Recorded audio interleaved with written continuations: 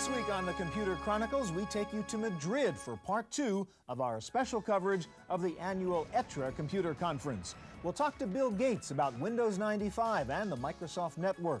We'll show you a new practical application of virtual reality, workstation quality graphics running under Windows on a desktop PC, the latest in speech recognition technology, Esther Dyson on the future of Microsoft, and a possible challenger for Intel.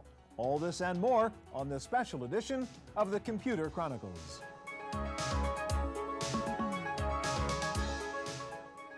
Computer Chronicles is made possible in part by Hewlett-Packard Personal Computers, developing PCs for business.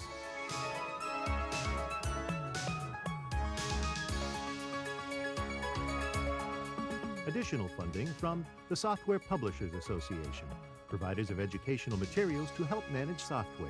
Don't copy that floppy.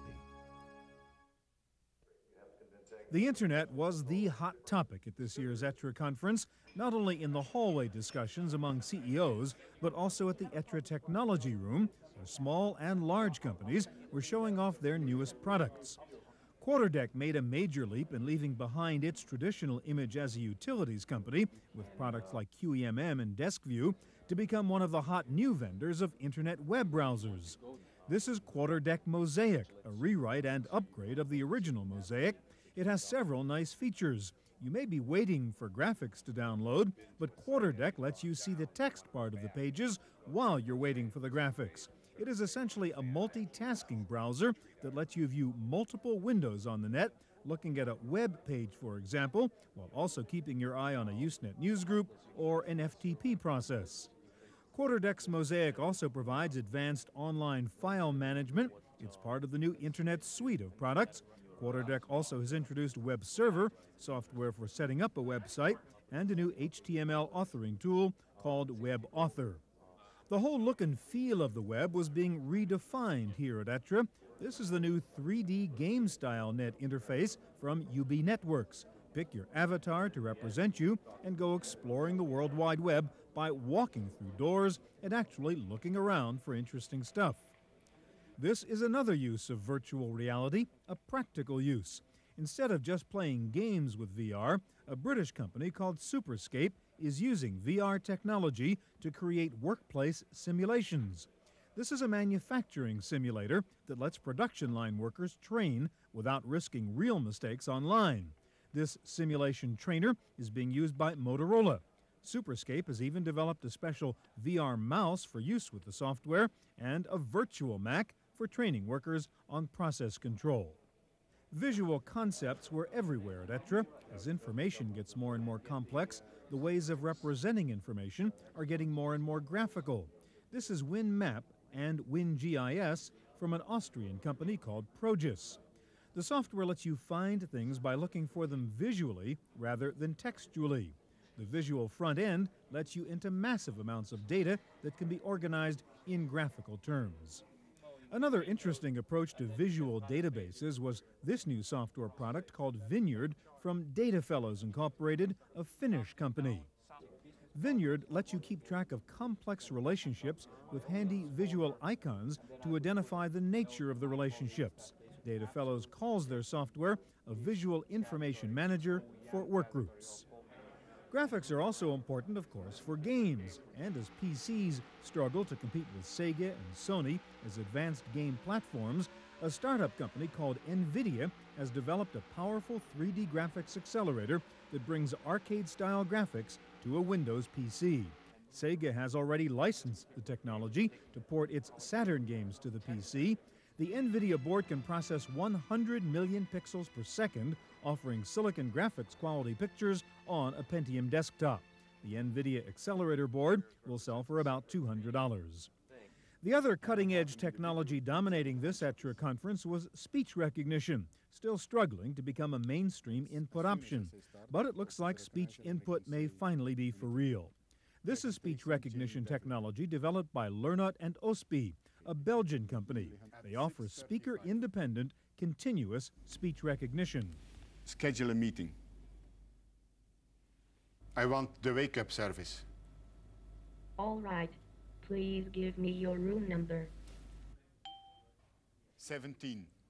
This technology is now being developed for interactive language learning software, for voice-activated banking systems, and for voice command automobile appliances. It's a lot safer to talk to your car than to fumble around looking for the right buttons. And speech recognition is a global phenomenon. Dragon Systems was demonstrating its new recognition technology that works in several foreign languages. Notre conversation de ce matin, virgule. This is a program called IdeaGen from CAC Research of Helsinki, Finland. CAC stands for Computer Aided Creativity. IdeaGen is brainstorming software that lets you explore new ideas in a structured format. The software is based on the groundbreaking research of Professor Vilko Virkala, a pioneer in the field of computer-assisted problem solving. It's primarily a management tool for creative thinking. IdeaGen recently won the Innovation Award at CeBIT, the world's largest technology trade show. Finally, how are they doing this? This is a new presentation projection system for computers that lets you actually click on objects on the screen to perform computer functions. The technology from a company called Proxima reads the reflection of the beams from a laser pointer through a series of mirrors and translates them into normal mouse clicks.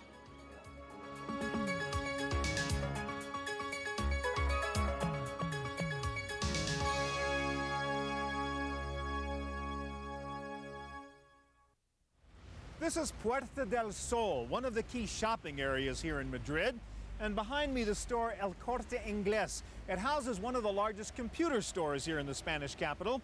And it was the site of a global ritual a couple of months ago, as they too opened their doors at midnight so that Spanish nerds could get in line and be the first to get their copies of Windows 95. Yes, Microsoft mania takes place here in Spain, just like it seems to everywhere else around the world.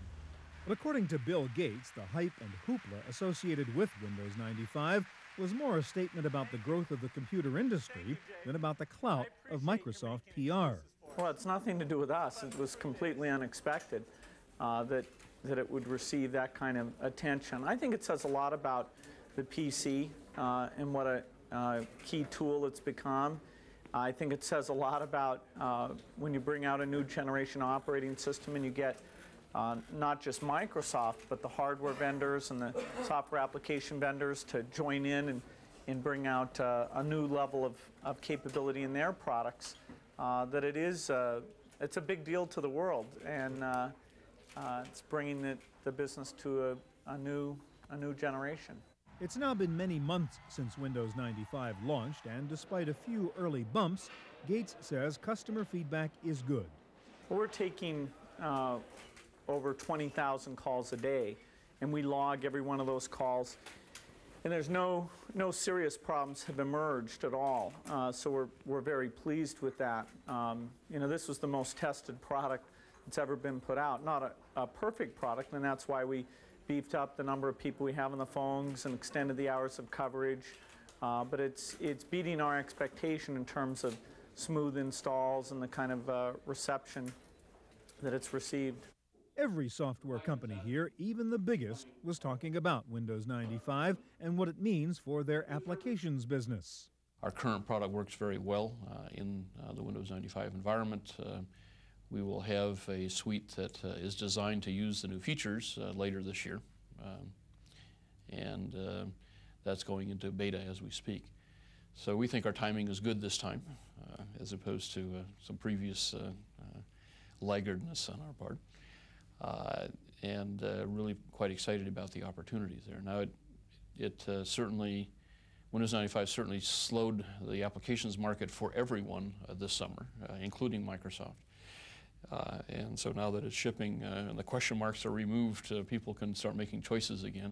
The clout of Windows 95 was so great that for the first time in the history of the software business, applications were being written before a new operating system was actually launched. Well, there's never been an operating system where people actually did a lot of development before the operating system shipped. Mostly people had a wait-and-see attitude in the past. Here, you have the majority of development resources in the industry devoted to Windows 95 way before it shipped. So you have a lot of products that have already come out, and almost all the products that count will be out before the end of the year. And so it's not just the end user features of Windows 95, it's those applications that will drive the adoption as well. Even companies at the high end of the business, workstation and Unix-based companies like Sun Microsystems, have had to adjust their business strategies to take into account the dominance of the Windows platform. We respect Microsoft very much. They have an incredible market position, obviously, nobody needs to say that. And we have to embrace Microsoft. And our strategy, which has really changed in the last 2 years, is to incorporate, for instance, Windows application capability on our desktop so we can run Microsoft Office in the Windows environment, to embrace from a systems management and network administration capability Windows desktops. And Sun is no small company. In fact, without all the press and hype, Sun is now a $6 billion company with a growth rate last year of 26%, equal to that of Microsoft. But the Windows 95 bandwagon keeps rolling, and industry analyst Alex Vieux says it's just begun. It goes without saying that Windows 95 in 96 will be what people expect of Windows 95. And we will see that happening. And I don't think that we can escape from the fact that everybody is developing for Windows 95, is releasing their product for Windows 95. So the big year for Windows 95 is not 95, but 96. When they weren't talking about Windows 95 here at ETRE, they were talking about the Microsoft network and the possibility that Bill Gates would use his control of the desktop to dominate the online business also. Then, of course, their natural desire was to say, wait a minute, you know, I can leverage the desktop, and now the desktop being the dial tone to the network, then I can, of course, become the network. And that was, you know, the natural reaction of Microsoft. And now Bill Gates, you know, yesterday, I wouldn't not say surprise me, but in fact I think was very, very clear about the fact that he had realized today that you cannot control, you know, the internet, and that in fact now the objective of the Microsoft network is to become more an online service. The Microsoft view of MSN has changed dramatically, in part because of us, because we, in a sense, disabled their previous business strategy. Their previous business strategy was to essentially try to own the network and couple it with the Microsoft network. They call it MSN, but it's really a service. And the service at one point was intended to be a network as well, just like AOL, just like CompuServe, just like Prodigy. They've realized that they must unbundle that. The sudden turnaround in the Microsoft view of MSN and the Internet was good news for most other software companies and their ability to compete in the new world of the Internet. Well, I think partly that they are realizing the net is not owned by Microsoft and probably won't be. And they've suddenly realized maybe there is no opportunity in word processing, and maybe it's not Microsoft's fault. And they see this whole net out there, which is basically open and free, and Microsoft is just starting out there too. So they've suddenly, instead of looking at Microsoft, they're looking in the same direction as Microsoft. MSN, in fact, is still getting its feet wet in the online world, and Bill Gates says from Microsoft's point of view, it's just another new product. Well, it's just like any new product area Microsoft gets into. Once we get in, we're serious about taking customer feedback and continuing to innovate. There's a lot of major improvements that come in even over the next few months. Nice thing about an online service is you can ship a new version every day. And so there'll be a lot of tuning, a lot to learn, but we're very serious about having that be value added on top of the internet and a major community. But it was clear that the industry thought Bill Gates had blinked on the MSN question, accepting the fact that there was still one entity in the computer industry more powerful than Microsoft, the Internet. Microsoft will certainly have a successful online service for its own products and its own services. I wouldn't take that away from them. They deserve that. But to own the whole network and to own all content and to be essentially the all-encompassing, most important everything, everywhere, is ridiculous. But while there was a sense of relief regarding the competitive battles in the online world, that wasn't the case when it came to talking about the applications software business. I have never seen such a domination, even with in the IBM era, where you don't see any opportunity for the other players for the next 5 to 10 years. I don't see any. Because who can overcome the barrier to entry on the application business that we are facing today on the application side? In the operating system business, who can challenge Windows 95 and its derivative, NT and the others? I don't see anybody who can do that. That's bullshit. I mean, forgive me, it's not an on-camera comment, I guess. But, you know, I totally disagree with the notion that Microsoft's size or market position prevents anybody from entering new markets. When you're a Microsoft competitor, it does seem a daunting task to take on one of their product categories and try to stay alive in the desktop applications field. But if you're Microsoft, the world looks quite different, and Gates and company have their own fears. You know, Microsoft is scared of really fundamental things, like how do we keep growing? How do we keep building people? How do we maintain our flexibility? How do we stop being complacent? Those, I mean, in the end, character is even more important than strategy.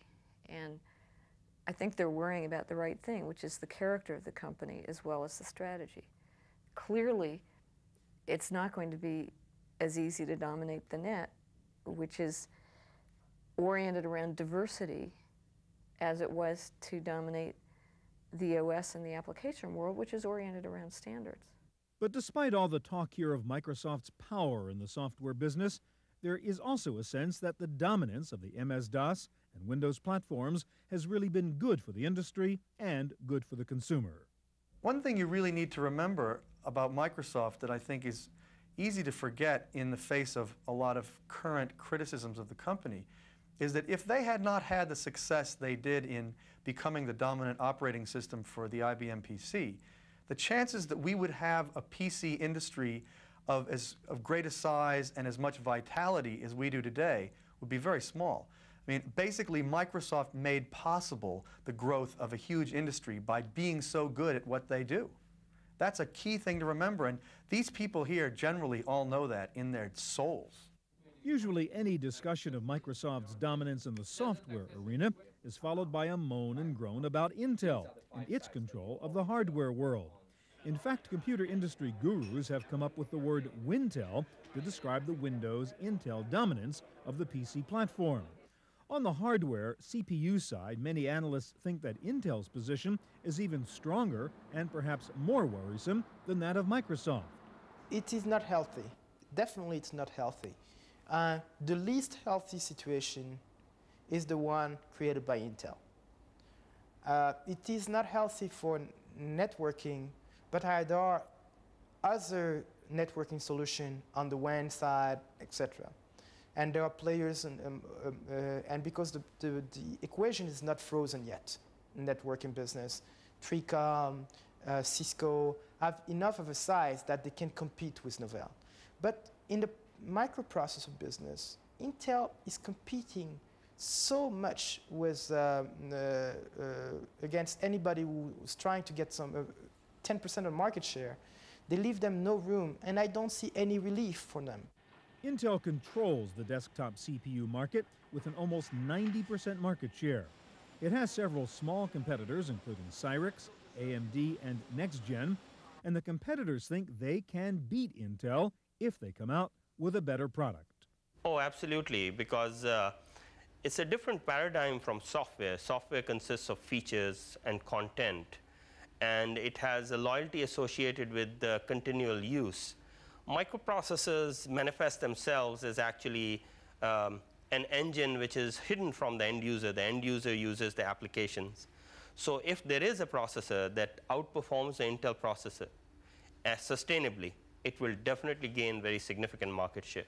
So the opportunity for taking market share away from Intel is easier in the case of microprocessors, even with Intel's huge campaign. When it costs more than $1 billion to build a chip fabrication plant, you'd better have a good long-term strategy for staying on top in this business, and Intel has one. What they want is that a lot of buyers buy products that use Intel products, which means that products using Intel microprocessors should be available at very low prices. How do you get low prices? You get low prices in an environment where there are a lot of competitors with essentially the same product. There's not much to distinguish between. The only difference is the name. It's Compact's name or Packard Bell's name. So Intel basically provides a means by which the companies that don't have name recognition can get name recognition by having the label of Intel inside on the outside. And by doing that, it also diminishes the value of the names of companies who have good name recognition. So all of the companies then have to compete on price. Brings the price down, increases the demand, simple elasticity of demand, and that's what Intel's grand strategy is. But bottom line, Intel's competitors feel that Intel is not Microsoft, and as a hardware vendor, they are potentially more vulnerable to new competitive products. Intel's position in the processor world is not quite what Microsoft's position is in the operating system or user interface world. Intel has competition, and Intel has competition that is indistinguishable from what Intel can provide. What Microsoft provides are capabilities and content and features. What Intel provides is a processing engine. And that processing engine is today distinguishable only by one feature, how fast it executes software. But Alex Vieux disagrees. In his view, Intel's control of the CPU market is greater and more entrenched than Microsoft's control of the operating system market. On the microprocessor business, if you look at it as such, there's no other player than Intel. And that, it's not very healthy. I'm very happy for Intel that the Department of Justice is not getting on their case. But if I were, I used to study law, and if I were in the Department of Justice, I would rather focus on Intel than on Microsoft. With the Intel and Microsoft debate going hot and heavy, there wasn't a lot of talk here about Apple, Motorola, the Macintosh, or the PowerPC. So I asked Alex Vieux what he thought about the future of Apple. I think that although I'm an Apple addict, I use Macintoshes all the time. In the next 2 years, we'll see a big transformation from the people who are using Apple because of Windows 95. You will have some converts, and they're going to switch. Just out of critical mass, or just because people are banging over their heads that it's not really serious to still continue to use a proprietary system which doesn't open up enough and fast enough, and for which Apple doesn't have the critical mass of customers, above all in the high-end and corporation. So I feel that Apple will have a tremendous challenge to remain in existence by year 2000. I'm sorry to be as blunt, but I would not bet my shirt that Apple will be there. What about PowerPC? Can it knock off Intel? Next Gen's Atiq Raza doesn't think so. PowerPC has turned out to be an excellent microprocessor for the Apple PC. Outside Apple, I find it difficult to believe that it's going to be able to penetrate the marketplace.